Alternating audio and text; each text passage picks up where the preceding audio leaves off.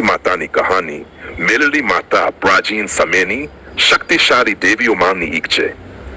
માન્યતા અનુસાર તેઓ કાળી માતાના અવતાર છે અને તેઓ ગામના રક્ષણ અને ભક્તોની સુરક્ષા માટે પ્રસિદ્ધ છે.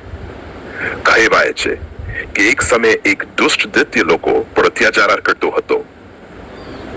ત્યારે મેલડી માતાએ રોષદભરી સ્વરૂપ ધારણ કરીને તેને પરાસ્ત કર્યો અને ભક્તોને દુઃખ મુક્ત કર્યા.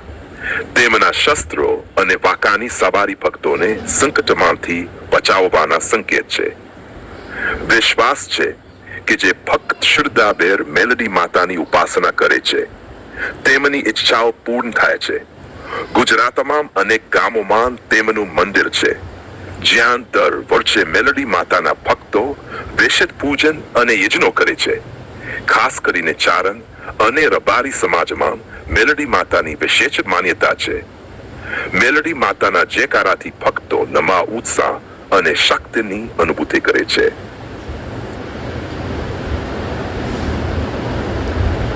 માતાની કહાની મેલડી માતા